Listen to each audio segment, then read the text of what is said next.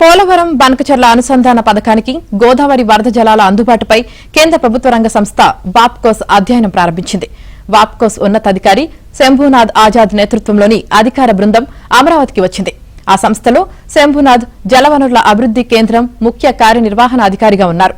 వెలగపూడి సచివాలయంలో జలవనరుల శాఖ సలహాదారు ఎం వెంకటేశ్వరరావుతో ఈ బృందం సమావేశమైంది.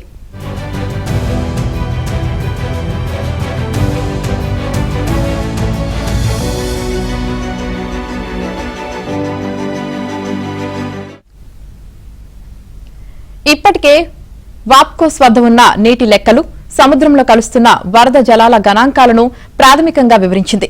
ముందస్తు సాధ్యాసాధ్యాల నివేదిక పరిశీలన సమయంలోనే కేంద్ర పర్యావరణ, అటవీ శాఖకు చెందిన నిపుణుల మదింపు కమిటీ అభ్యంతరాలు చెప్పడం, కేంద్ర జల సంఘం పలు నీటి ప్రాజెక్టులు వరదల గణాంకాలు అడగడంతో వీటిని అధ్యయనం చేసి సమగ్ర సమాధానాలను సిద్దం చేసే పనిలో శంభూనాథ్ బృందం నిమగ్నమైంది.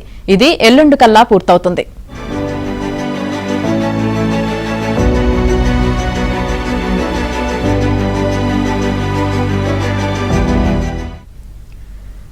సాగునీటి ప్రాజెక్టుల పీఎఫ్ఆర్లు, సమగ్ర ప్రాజెక్టు నివేదికలను జల సంఘానికి కేంద్ర పర్యావరణ శాఖ ఆమోదానికి పంపినప్పుడు కొర్రీలు వేయడం, సందేహాలు లేవనెత్తడం సహజమేనని జలవనరుల శాఖ చెబుతుంది.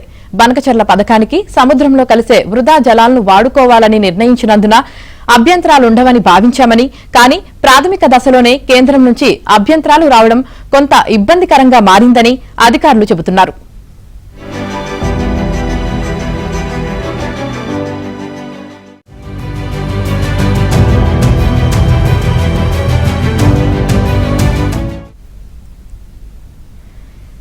ఏపీలో ఏ కొత్త నీటి ప్రాజెక్టును కట్టాలనుకున్నా వెంటనే తెలంగాణ నుంచి అభ్యంతరాలు రావడం సర్వసాధారణమైందని పోలవరం ప్రాజెక్టుపైన అభ్యంతరాలు చెబుతోంది.